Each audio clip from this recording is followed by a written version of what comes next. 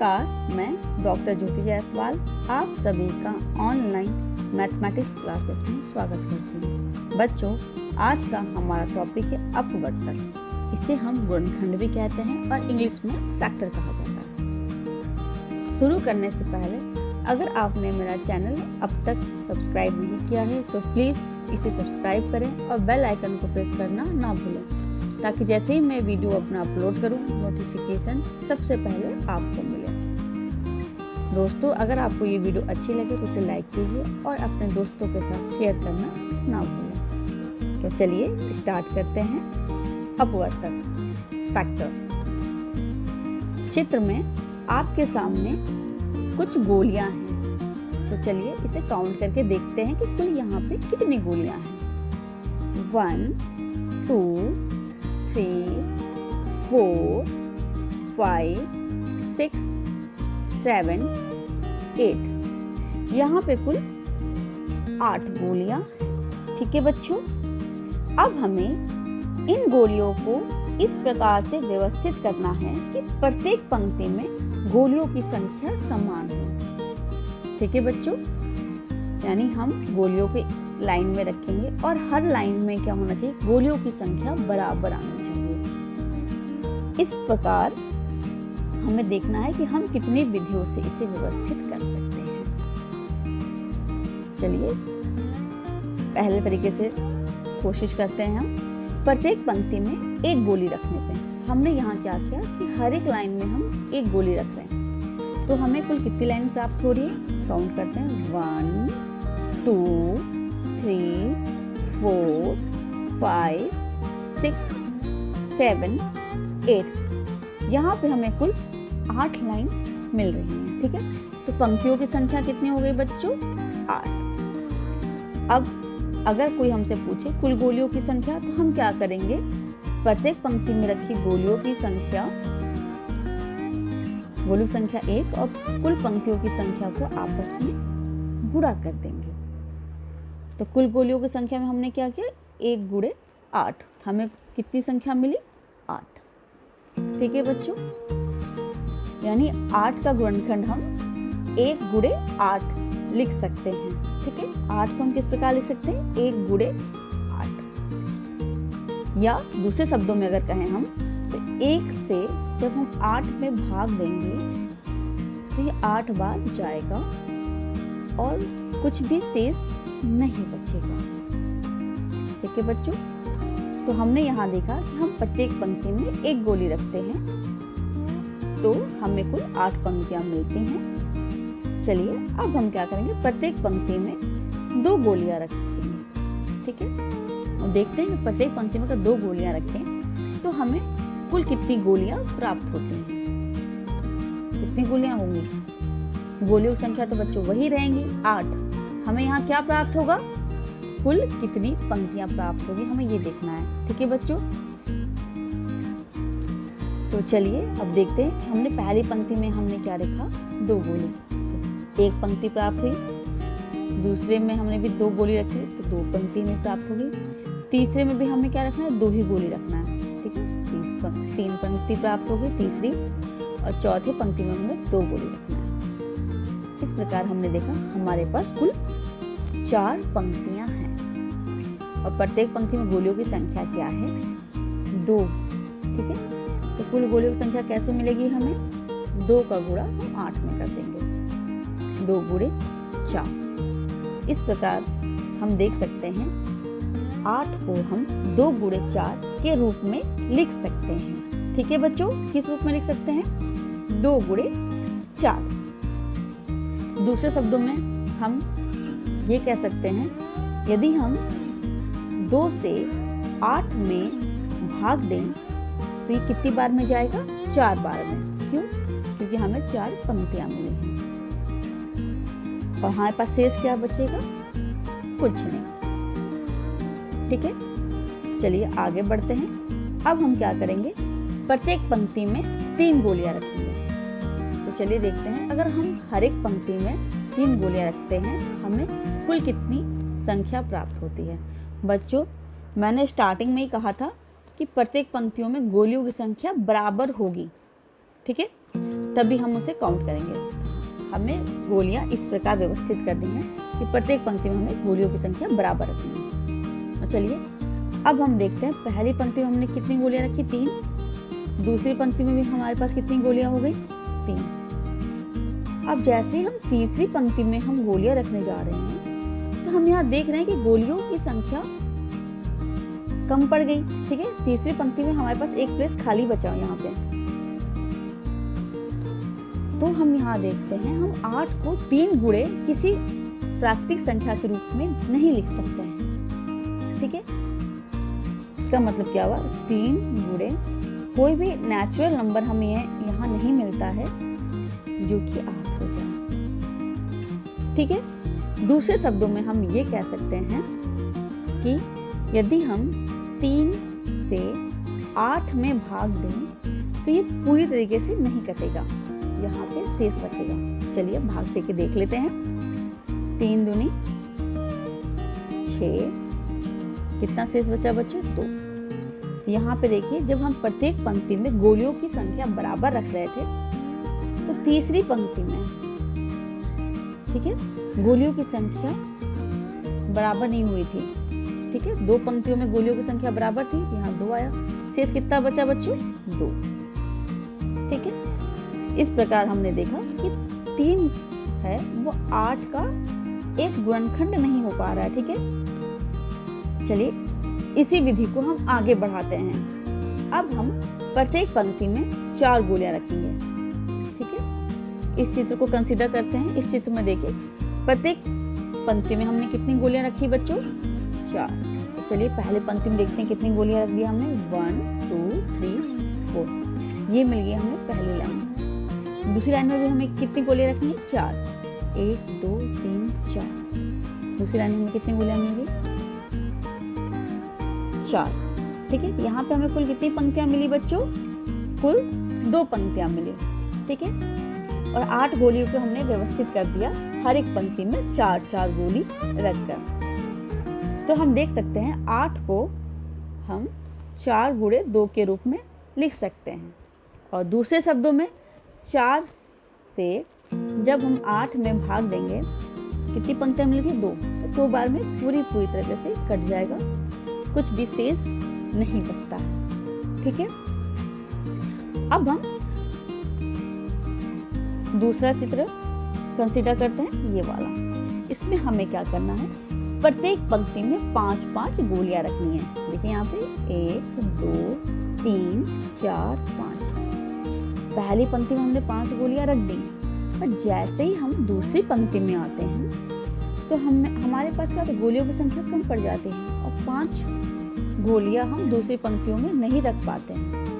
ठीक है, देखिए यहाँ पे 2 जगह खाली है ना बच्चों। इस प्रकार हम देखते हैं कि हमें ऐसा कोई भी नेचुरल नंबर यानी प्राकृतिक संख्या नहीं मिलता है जिसे हम इस प्रकार लिखते हैं, 5 गुणे कोई नेचुरल नंबर हो 8।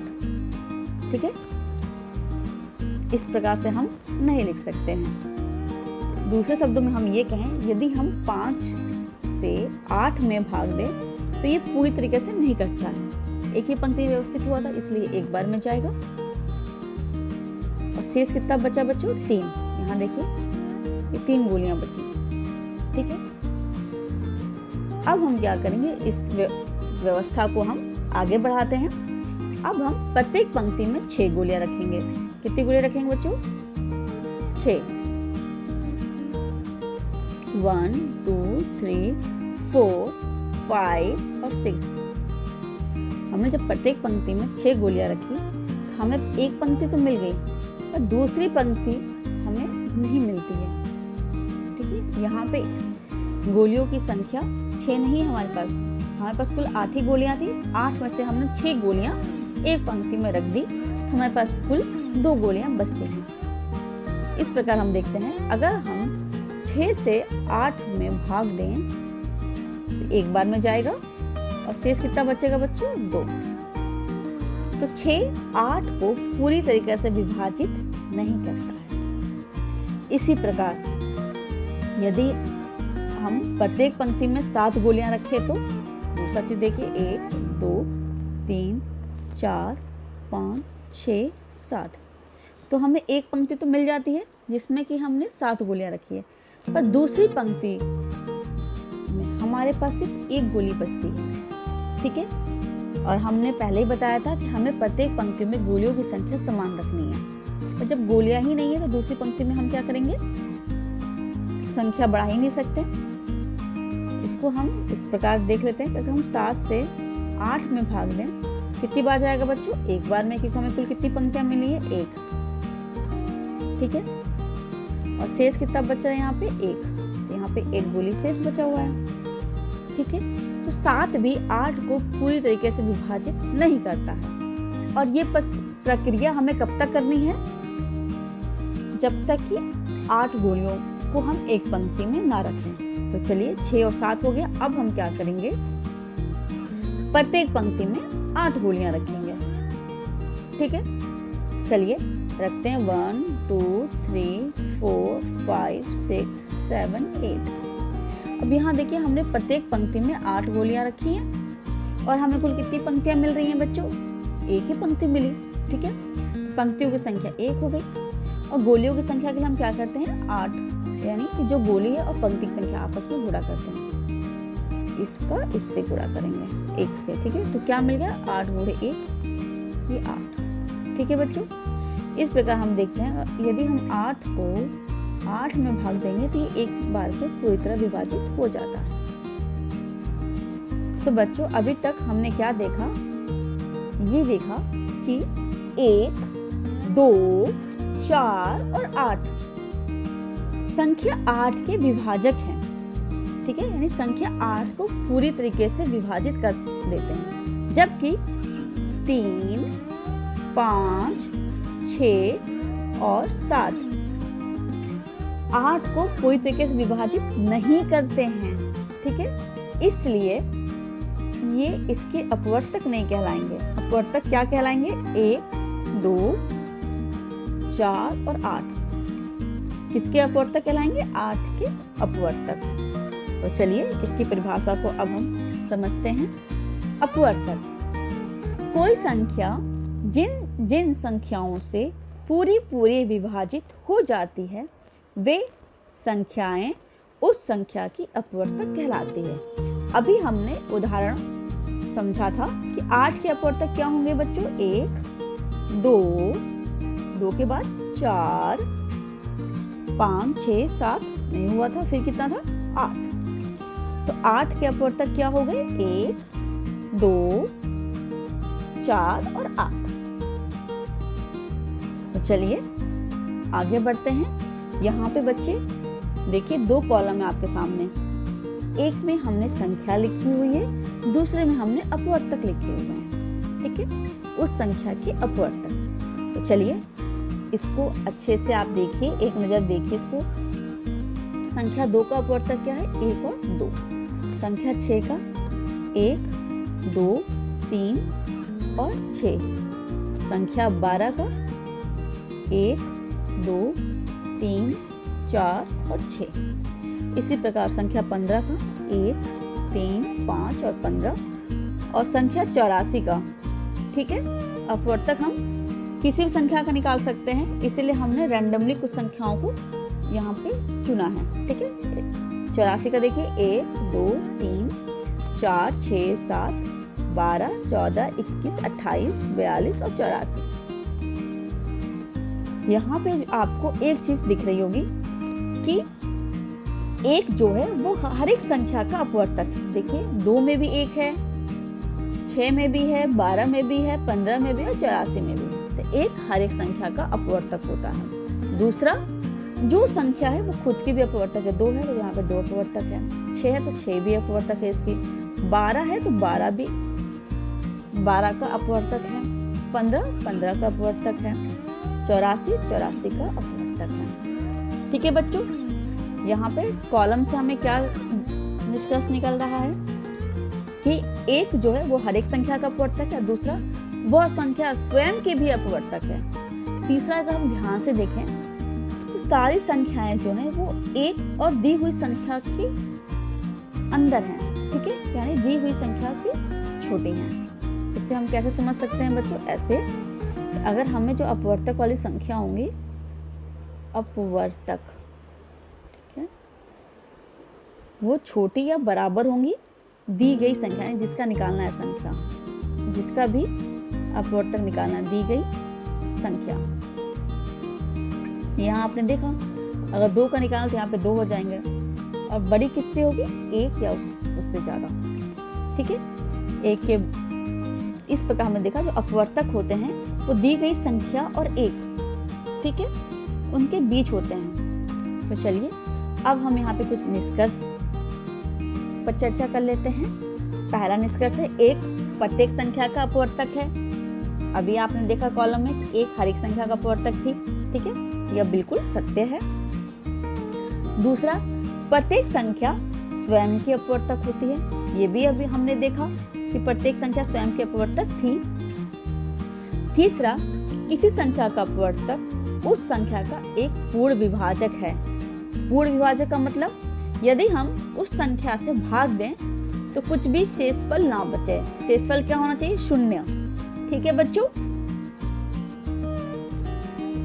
चौथा, किसी दी हुई संख्या के अपवर्तकों की संख्या परिमित, सीमित, परिमित को हम सीमित भी कहते हैं, सीमित की इंग्लिश होती है लिमिटेड, ठीक है बच्चों। तो यहाँ पे क्या होगा, लिमिटेड। अभी आपने देखा कि सारी संख्याओं एक रेंज में थी, ठीक है, यानी सबसे छोटी और सबसे बड़ी संख्याओं के बीच में ही सारी संख्याएं हैं। पांचवा, किसी संख्या का प्रत्येक अपवर्तक उस संख्या से छोटा या उसके बराबर होता है। ये भी बिल्कुल सही है बच्चों। किसी भी संख्या का अपवर्तक दी गई संख्या से बड़ा नहीं हो सकता है, उस संख्या से छोटा या उस संख्या के बराबर होता है। चलिए कुछ अभ्यास कर लेते हैं। अभ्यास प्रश्न है, स्तंभ 1 की संख्याओं का स्तंभ 2 के अपवर्तकों से मिलान कीजिए। यहाँ देखिए स्तंभ 1 में संख्या दी हुई है, स्तंभ 2 में कुछ अपवर्तक लिखे गए हैं, ठीक है बच्चों। हम जानते हैं कोई भी अपवर्तक दी हुई संख्या से ज्यादा नहीं हो सकती, बल्कि उस संख्या के बराबर तक हो सकती है, ठीक है। तो 1 तो सब में है। अब हम 15 का देखने के लिए हम क्या करेंगे, 15 कहाँ, यहाँ देखते हैं ये, तो ये इससे मिलान कर लेते हैं 15 का। 24 किधर है, ये इसका मिलान यहाँ हो गया। 21 किधर है बच्चों, यहाँ है, यहाँ से यहाँ मिलान कर दिया। 32 36 यहाँ 36। इस प्रकार आपने देखा यदि हमें अपवर्तकों का कॉन्सेप्ट अच्छे से पता है तो हम 1 मिनट से भी कम समय में इसका मिलान कर सकते हैं, ठीक है बच्चों। और इसे आप हल्के में मत लीजिएगा, बहुत से एग्जाम्स में ये प्रश्न पूछे जाते हैं। और जब आपको अपवर्तक आएंगे तभी आप लसप मसप अच्छे से निकाल पाएंगे, ठीक है, जो हम आगे के लेक्चर्स में आपको बताएंगे। दूसरा अभ्यास प्रश्न है, निम्नलिखित संख्याओं के अपवर्तक निकालिए। तो बच्चों यहाँ पे देखिए कुछ संख्याएं दी हुई हैं, उनके अपवर्तक निकालने हैं। सबसे पहली संख्या क्या है, 18। अपवर्तक क्या होंगे, 1 तो होगा ही, 2 भी इसका अपवर्तक है। 3 से डिवाइड करेंगे तो 18 पूरी तरह से कट जाता है। 4 से डिवाइड करने पर 18 पूरी तरह से नहीं कटता है। 5 से भी नहीं कटेगा, 6 से कट जाएगा। फिर 7, 8 से नहीं कटता है, 9 से कट जाएगा। 9 के बाद डायरेक्ट 18 से कटेगा, ठीक है। 35, चलिए 35 का अपवर्तक निकालते हैं। 35 1, उसके बाद ये कटेगा 5 से, फिर ये कटता है 7 से, इसके बाद ये कटेगा डायरेक्ट 35 से, ठीक है। 50 का अपवर्तक निकालते हैं। 1 से कट रहा है, 2 से कट रहा है, 3 से कटेगा ये नहीं, 4 से नहीं, 5 से, हाँ 5 से कट रहा है ये। 5 के बाद 6 से भी नहीं कटेगा, 7 से भी, 8 से, 9 से, फिर 10 से कट जाता है, ठीक है। यानी ये वो संख्या है जिससे हम 50 में भाग दें तो कुछ भी शेष नहीं बचता है। इसके बाद ये कटेगा 25 से, फिर ये कटता है 50 से, उसके बाद आता है 68। 68 के लिए क्या होगा, 1 से कट जाएगा, ठीक है। 2 से कटेगा, हाँ 2 से भी कट जाएगा ये। 3 से काट के आप देखिए कटता है, नहीं कटेगा। 4 से काटिए, तो 4 से कट रहा है बच्चों, बिल्कुल 4 से भाग दे के देखिए आप, 4 से कट जाएगा ये। 5 से नहीं, 6 से नहीं, 7 से काटे, 7 से कटेगा नहीं। इसी प्रकार हम इसका टेबल आगे बढ़ाएंगे तो ये 7 से भी नहीं कटेगा, 8 से नहीं कटेगा, 9 से, 10, उसके बाद ये डायरेक्ट कटता है 17 से, ठीक है। फिर ये कटेगा 34 से, उसके बाद ये डायरेक्ट स्वयं से विभाजित होता है, ये इसके अपवर्तक होगा। तो बच्चों आशा करती हूँ आपको मेरा लेक्चर ये पसंद आया होगा और आपके सारे डाउट्स इसमें क्लियर हो गए होंगे। आज के लिए इतना ही, धन्यवाद।